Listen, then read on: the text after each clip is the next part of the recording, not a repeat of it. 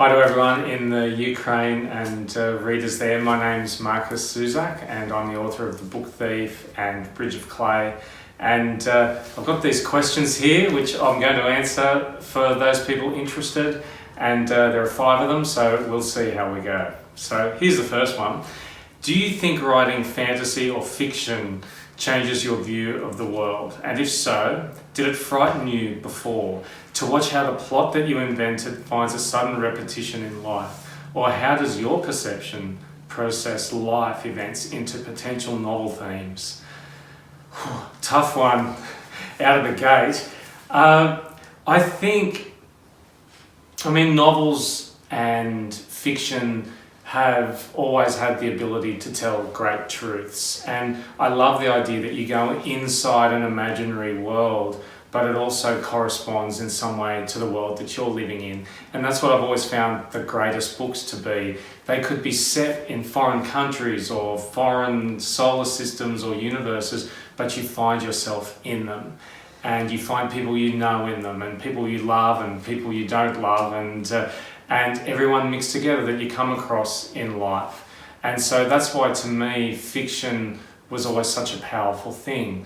But I also did love the idea that it's an escape from the world too, at the same time. There are so many things happening at once. And as far as writing something in a novel and then it coming true in real life, I've never worried about these sorts of things or hoped for it to happen either. I think I just have a very pure aim when I sit down to write a book, and that is to write something that I believe when I'm inside it, because that's what I wanted to be a writer for, was reading books and feeling like I was there, and that's what's led me to live this kind of life in writing.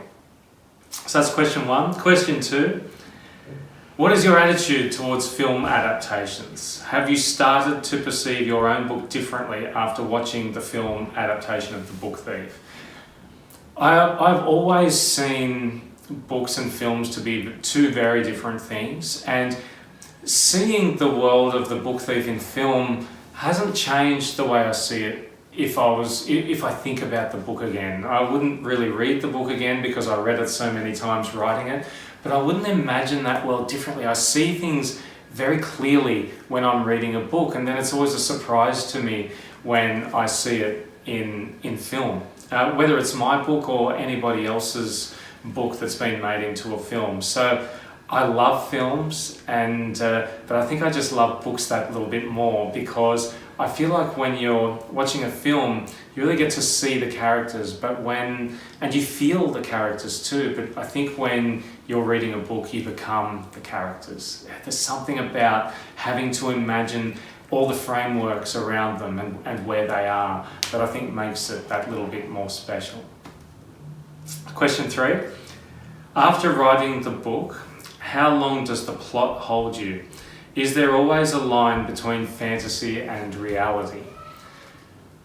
I have to say, somebody wrote to me about my last book, Bridge of Clay, recently, and they were talking about it, and it was a friend of mine who had read it, and I started to really miss the characters again. I started to really miss what it was like writing that book and being there in that world that I created. And it's the same with The Book Thief. I feel like the book becomes a part of you when you're writing it, and you never really lose that piece of yourself. And so for me, it's not hard to let go of a book, because I'm so glad it's over when it's finally finished. But I still miss it.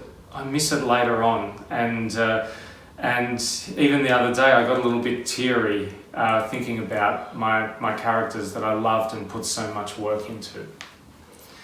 Question 4. It is known from your interviews that you have been hatching the idea for Bridge of Clay since you were 20 years old. I'm 45 now, by the way. The book has been published in Ukrainian language by the BookChef publishing house, and many readers have already had the opportunity to read it. Could you tell a Ukrainian reader more about the work on the novel? So yes, it took me 13 years to write Bridge of Clay from the time I actually started writing it. And but I had the first idea when I was 20. I was 43 when it was published. So 23 years since the first idea, but 13 from when I started work on it. And I realised as time went by, first I was scared of this book because it was a boy in this book trying to find some kind of greatness and build one beautiful, lasting, great thing, which is this bridge. And so it took me a while to find the courage to write the book. And then every time there was a decision to make, like with The Book Thief, I thought, take that risk, take that risk. Instead of him having 2 brothers, let's make him have 5 brothers. Instead of him having a dog and a cat, let's have him have 5 animals, a dog, a cat, a goldfish, a pigeon, and a mule. And I wanted there to be this great sort of weight that this character is carrying that's made him so ambitious to make one beautiful thing. And I think that's what the book is about. It's about all of us at some point wanting to make something perfect or great and knowing that we probably can't, but then doing it anyway. And I think that's what writing that book felt like for me as well. Okay, so last question now. Has Bridge of Clay become the most important book for you after so many years of working on it? And as I was reading that question, I think a good answer may have come to me, and I would have to say that it's not the most important book to me, because my next book should be the most important book. The most important book is always the one you're thinking about and dreaming about and hoping will be your next book.